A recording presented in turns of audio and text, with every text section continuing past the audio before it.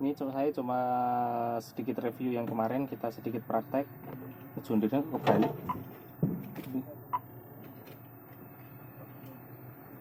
Nah, itu dapat kita akses dari menu yang ada di sini. Ini menu home atau halaman utama, main page. Ini kita klik ke menu. Nah, sebenarnya agak sedikit berbeda dengan harvester kita yang lama karena di sini ada tambahan 3 menu. Yang pertama Starfire 6000, Harvest Monitor, dan juga Green Star.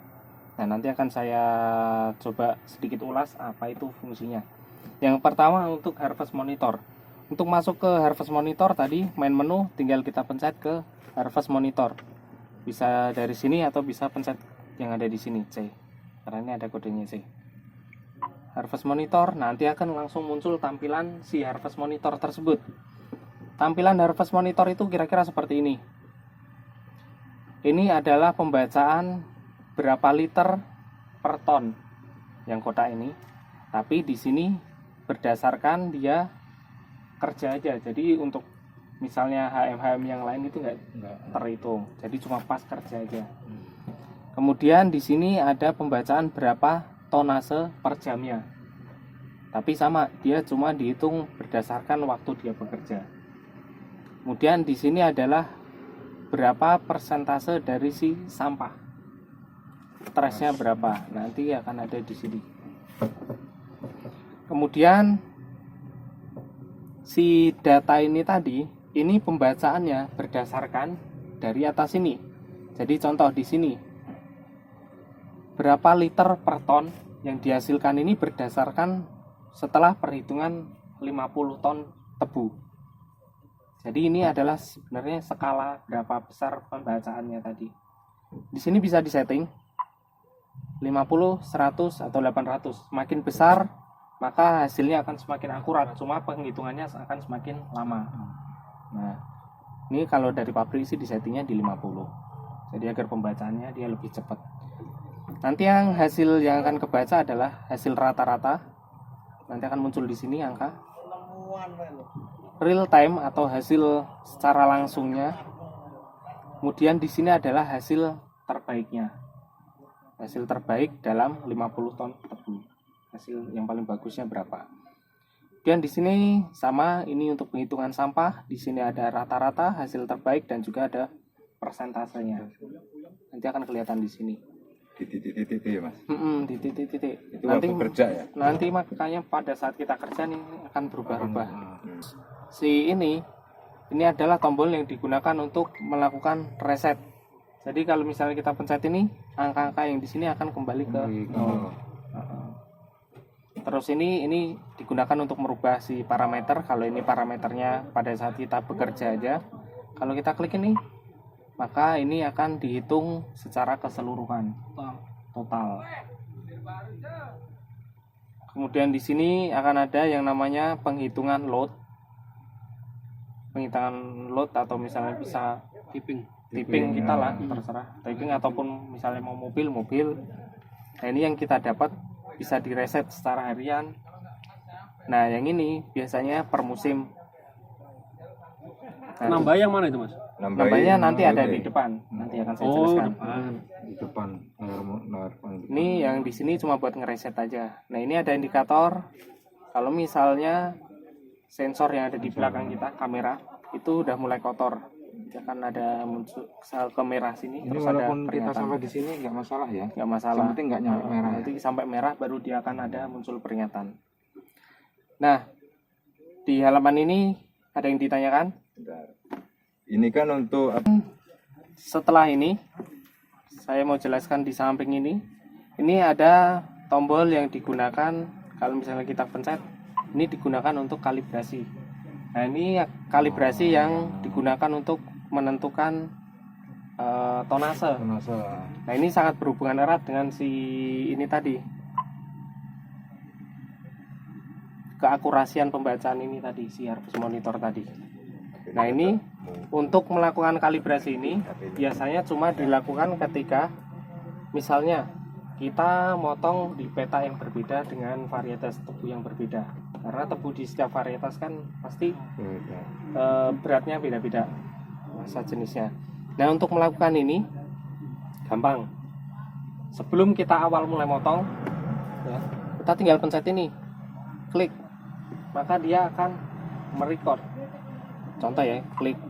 Nah, ini sebenarnya kalau posisi hidup sekarang ini akan merekam dia, merekam aktivitasnya si harvester tadi, jam-jamnya, fuel consumption dan lain sebagainya itu akan terekam.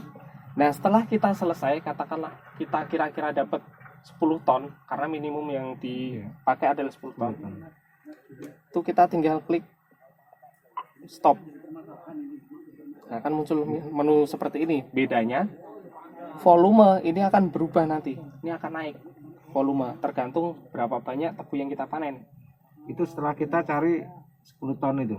Ya, kira-kira, cuma kan kita belum tahu, hasil timbangan kan belum tahu. Oh. Nah, setelah kita stop tadi, tebu yang tadi kita calibration factor ini dia akan berubah secara otomatis, mengikuti jumlah berapa volume dan juga jumlah timbangan. Baru kemudian setelah itu kita pencet simpan yang ini, klik gitu. Nanti setelah kita simpan, Oke.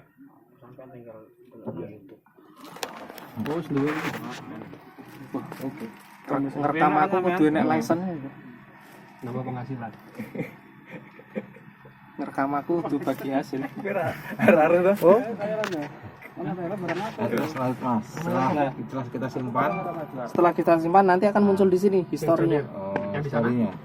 Historinya. Nah, kemudian di sini ini akan muncul kapan waktu terakhir kita melakukan kalibrasi. Ini hanya untuk sekali kan? Ya, kalau misalnya tebunya beda varietas aja. Oh. Jadi biar hasilnya lebih akurat. Jadi kalau kita ini habis, kita pindah sini, kita kalibrasi lagi. Kalau misalnya varietasnya Berbeda. berbeda, varietasnya enggak perlu. Supaya petanya beda. Petanya beda nggak perlu kalibrasi. Yang penting Yang varietas ya. Karena erat hubungannya sama. Cuma ganti. Berarti Varietas hubungan- tebu kan beda-beda Hubungan tonasenya. sama mandor juga pengawas berarti ya. Iya. Kalau pindah areal varietas sama ya udah lanjutin gitu. Lanjutin, kalau enggak ya kalibrasi dulu sih. Terus kalau pindah areal varietas beda harus ganti. Tapi nggak jadi. Nanti Pak. urung tekan kuno. Urung tekan kuno. Oh, ya lanjut. Nah, paham ya caranya ya. Nah, kalau misalnya nanti Bapak bingung atau suatu saat lupa, di sini ada tombol tanda tanya. Ini kalau kita pencet klik, ini akan muncul cara-caranya, stepnya. Bagaimana cara melakukan si kalibrasi tadi. Jadi sebenarnya di unit ini kita sebenarnya udah diajari. Nanti tinggal kita ikutin aja. Ini ada beberapa halaman. Mas Benedik, kalau semisal kita sebelum kalibrasi, nanti di Harvest Monitor itu udah muncul data base sama average-nya nggak? Muncul, Untuk Pak. tonase? Tetap- Langsung tetap muncul. Tetap muncul. Cuma kan di sini kan ada calibration factor itu kan dia ngikuti volume dengan kilogram. Nggak, sebelum kita ngelakukan Nah. itu Iya, hasil yang ada di sini ini nggak akan akurat sebenarnya. tetap muncul tapi nggak Tetap akurat muncul, ya? terutama di bagian ini ton per jamnya ini. Oke. Tetap muncul. Jadi si Harvest Monitor ini walaupun nggak dikalibrasi, begitu kita pakai buat motong dia akan munculnya. ada muncul Oke, angkanya. paham. Cuma ya itu tadi nggak terlalu akurat. Masalah kita kan belum kalibrasi. Belum kalibrasi. Nah, tadi sampai di sini ya. Ini aman ya? Aman. Oke, kemudian di sini ini ada satu simbol lagi, anak panah. Ini kalau kita klik, itu menunjukkan status dari si fungsi sistem Harvest Monitor. Jadi di sini ada status elevator engage. Ini warna merah. Kenapa warna merah? Karena elevator kita posisinya Posisi mati. sedang mati. Kalau nanti dia posisinya hidup, dia akan berubah menjadi hijau dan kemudian di sini akan terbaca kecepatannya. Itu posisi Jowi, rantai gerak. posisi rantai gerak. Kan di rantai sekarang ada speed sensornya, sensor kecepatannya. Nah, sama ini sebenarnya sebagai indikator. Biasanya yang sering pakai ini adalah mekanik buat mastiin sistem mana sih yang nggak bekerja, seperti itu. Karena nanti kalau misalnya ada sistem yang error ataupun nggak bekerja, dia akan berubah warna, entah kuning atau merah. Biasanya sih kalau yang benar-benar kesalahannya fatal atau sampai sistem itu nggak bekerja, dia akan berwarna merah. Cuma kalau misalnya ada peringatan aja akan kuning. Oke, kemudian di sini ini kita bisa milih milih kamera mana yang akan kita gunakan. Itu semua sama ya? Sama itu pakai aja. yang sini nggak apa-apa. Nggak masalah. Jadi di belakang kan ada 2 kamera. Iya. Nah, itu bisa dipilih di sini. Terserah yang mana yang mau kita pakai. Dan di sini ini indikator yang tadi, Iya. tingkat kebersihan dari si kamera tadi. Oke, sampai di sini aman. Iya. Oke. Kemudian di sebelahnya ini ada satu lagi menu. Kalau misalnya kita pencet yang tadi gambar kamera, Iya. kalau kita pencet ini adalah menu yang digunakan untuk kalibrasi elevator. Lebih tepatnya nanti kita menyinkronkan antara si speed sensor dengan si kamera. Nah, untuk melakukan ini posisi elevator itu posisi paling turun ke bawah. Kalau misalnya lurus seperti ini ya, turun paling bawah. Paling mentok. Nah, kalau misalnya dia posisi naik itu harus di swing ke kiri atau ke kanan mentok. Intinya jangan sampai si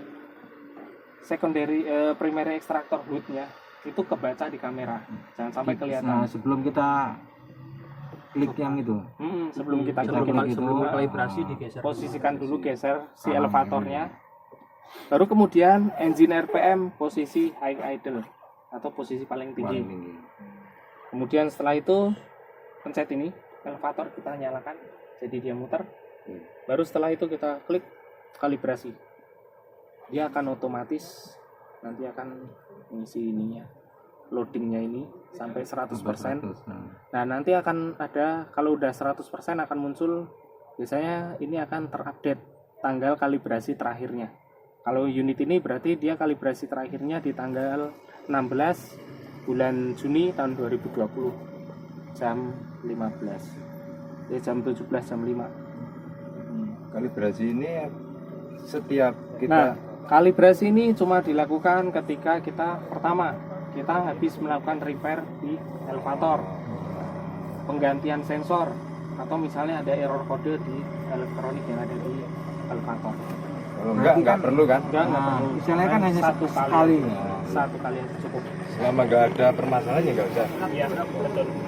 Kalau kita bingung atau lupa gimana cara untuk melakukan kalibrasi, di sini ada tanda tanya, simbol. Tinggal kita klik, akan muncul bagaimana cara Kanggo HP, pakai HP. HP yang anu itu loh. Di sini foto jerat aplikasi. Kan sekarang ada Google Translate juga yang aplikasi. Langsung dulu jebret. Masukin aja tinggal ke kamera. Nah, foto. Apa yang harus kita lakukan di sini akan kelihatan. Nah, Nah, wis bahasa Indonesia. bahasa Indonesia. Enggak dari foto jebret wis ketok. Sip. Wis ya. Oke, ini kembali tadi. Oke, Mas, balik ke mana? Nah, Mas. Balik.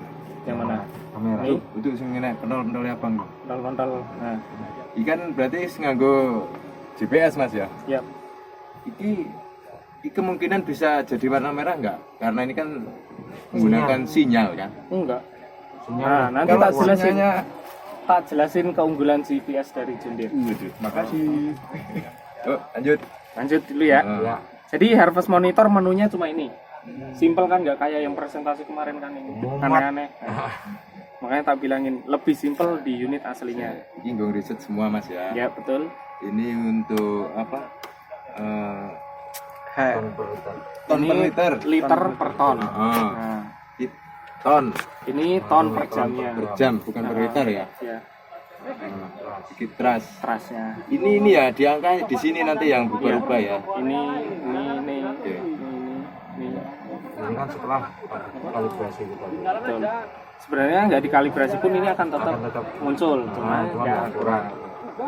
Oke, sip. Harvest Monitor ada pertanyaan?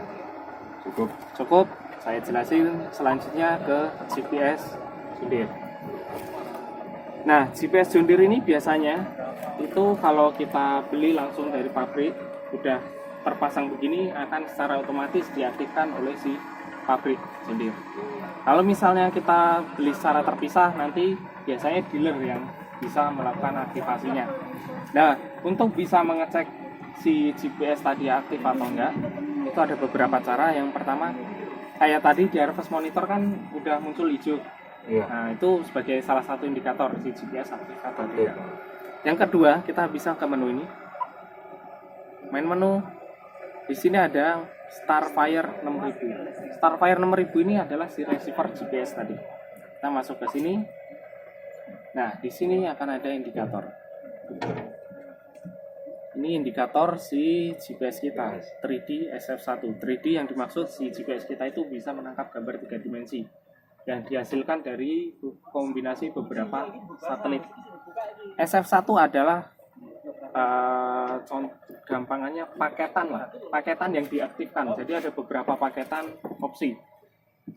Ada SF1, SF2, SF3 dan juga RTK. RTK ini paketan paling mahal yang dimana dia bisa membaca akurasi sampai dengan 1 cm.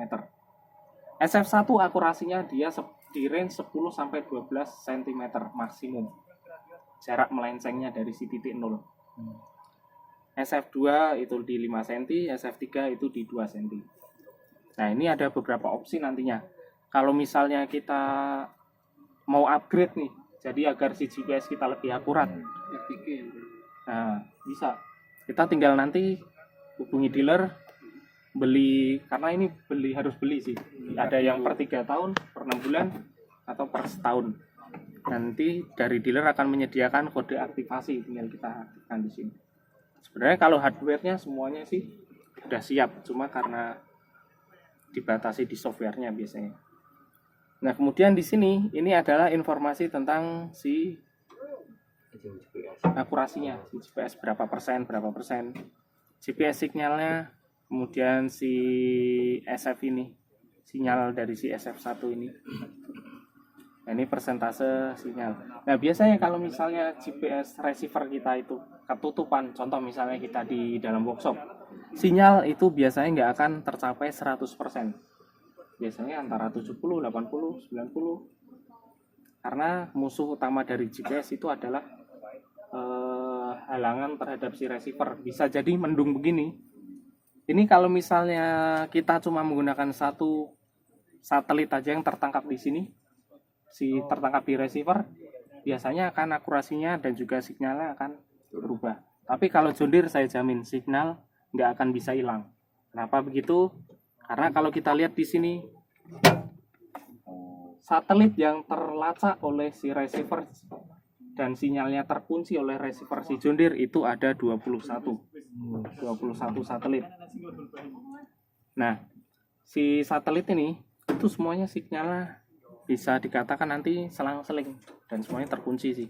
Kalau misalnya satu hilang, kita masih punya 20 yang lain. Satu hilang, kita masih punya 20 yang lain. Nah, ini keunggulannya si John Deere.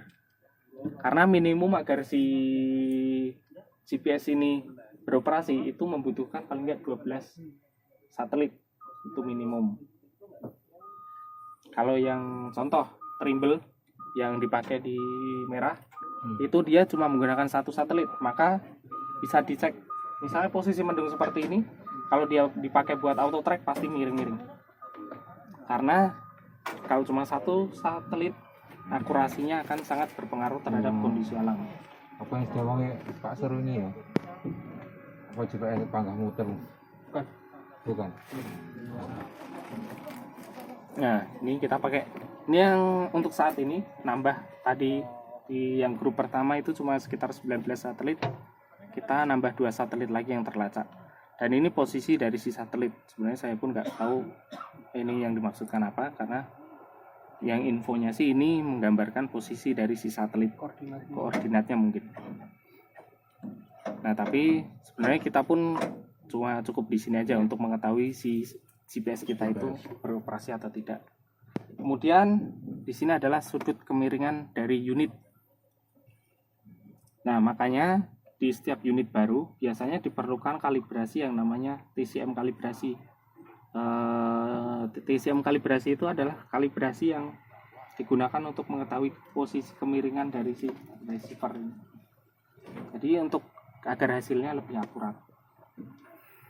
Nah, untuk GPS kira-kira seperti itu. Ada pertanyaan? Nah, kemudian untuk selanjutnya data mapping. Bentar, yang ke GPS dulu. Ya namanya satelit memang udah banyak. Tapi mungkin karena kerusakan alatnya, ininya. mungkin apa karena kabelnya apa-apa yang berhubung ke unit, semuanya kan. terus sinyalnya turun, itu masih bisa lagi nggak? Bukan karena satelit. Oh, yang bukan karena satelit. Ya tergantung Pak, tergantung akurasi yang ada di sini. Contohnya 50%, itu masih bisa digunakan nggak? Sebenarnya bisa. Sebenarnya ini GPS ini nggak akan mempengaruhi performa dari unit. Karena GPS ini cuma nanti hubungannya ke data mapping yang akan nanti saya sampaikan setelah itu. Oke. Nah, GPS tadi itu fungsinya ada digunakan untuk ini, data mapping. Nah, data mapping itu kita masuknya ke sini. Menu, ada menu GS3 atau Green Star. Kita tinggal klik ini. Nah, kemudian kalau awal-awal pertama, misalnya kita mau setting areal, kan kita perlu namain. Kalau enggak, begitu nanti datanya di-download, kita nggak tahu ini areal mana, petaan mana. Nah, untuk itu kita perlu klik di documentation. Nah, kalau misalnya kita udah klik di documentation ini, secara otomatis nanti kita disuruh untuk melakukan setting terhadap resource. Resource ini yang dimaksud adalah menamai si areal. Kemudian yang kedua, mesin. Unit yang akan kita gunakan itu apa? Nanti akan kita masukkan informasinya ke sistem sini. Kemudian implement. Implement ini sebenarnya cuma ikut-ikutan aja kecentang, karena unit kita ini unit harvester yang mana tidak membutuhkan inputan data implement. Nah, sebagai contoh seperti ini. Documentation kita klik. Nah, ini akan otomatis 3 di atasnya. Baru kemudian kita klik accept. Nah, kan muncul data-data seperti ini. Nah, ini udah tadi di sesi pertama kita namain arealnya, contoh seperti ini. Namain kliennya siapa, misalnya Gunung Madu. Kemudian dia kebunnya di mana, misalnya di peta divisi 4, arealnya 06. Alatnya digunakan untuk apa? Kegiatan, jenis kegiatannya apa, planting ataupun harvesting atau yang lain-lain. Kalau di sini kita panen, di sini kita namain harvest. Tahun berapa panennya, 2020, operatornya siapa di sini. Jadi untuk penamaannya agar lebih spesifik. Nah, nanti untuk penamaan sendiri tinggal kita klik aja di sini. Sorry Pak, iki HP ini HP Cido jadi lemot, iki ra kaya Android. Iki sekondur Mas, sekondur. Sampai nanti. Nah, yang dari atas ini kan nama klien atau nama Operator. bukan, lebih ke nama perusahaan lah. Perusahaannya apa? Terus kemudian di sini katakanlah ini digunakan untuk farm. Ini kan farm. Misalnya peta yang akan kita tebang itu ada di divisi mana. Contoh ini kalau saya isi di divisi 4. Kemudian petanya blok berapa segala macam itu kita masukkan di sini. Kemudian yang bawahnya ini kegiatannya apa? Kita masukkan di sini. Kita bisa pilih di sini. Nah, macam-macam, karena kita mau panen, maka kita pilih yang harvest. Seumpamanya tak sini. Ini kegiatannya saya mau tebang tebu bakar. Bisa nggak? Ya kan tebang tetap harvest. Karena alatnya kan alat cuma buat tebang, dia nggak bisa buat planting dan yang lain-lain. Harvest tetap. Kemudian ada crop season. Crop season ini maksudnya tahun berapa sih kita melakukan panen tersebut. Jadi di sini kita kasih nama tahun 2020, operatornya siapa. Nah, ini sebenarnya keterangan tambahan yang paling bawah. Itu nggak perlu. Kemudian setelah selesai kita input ini, cara inputnya tahu ya. Jadi tinggal kita klik nanti akan muncul itu. Oke, setelah kita selesai ini masih ada 3 halaman lagi. Ini halaman pertama yang kita setting. Klik next. Nah, ini kita masukin informasi mesin atau informasi unit. Biasanya untuk informasi unit ini semua sudah diinput dari pabrik. Cuma kalau misalnya kita kadang datanya muncul error, terus datanya berubah, semua itu sih setahu saya nggak akan terjadi. Kita tinggal pilih di sini. Nah, unit kita unit apa? CH570, serial number berapa, turning radius, turning sensitivity, ini kita masukkan. Cuma ini sebenarnya udah diinput dari factory, kita nggak usah ngerubah-rubah ini. Terus kemudian di sini ada satu settingan. Settingan ini dia dimaksudkan adalah untuk mengetahui posisi receiver terhadap unit, posisi si GPS. Posisinya itu di tengah unit atau di pinggir atau di belakang. Nah, itu perlu kita masukkan ke sini dalam berupa inputan ukuran. Nah, kalau misalnya kita mau pindah, cuma di sini aja kita klik. Nah, ini akan ada keterangan macam-macam ukuran.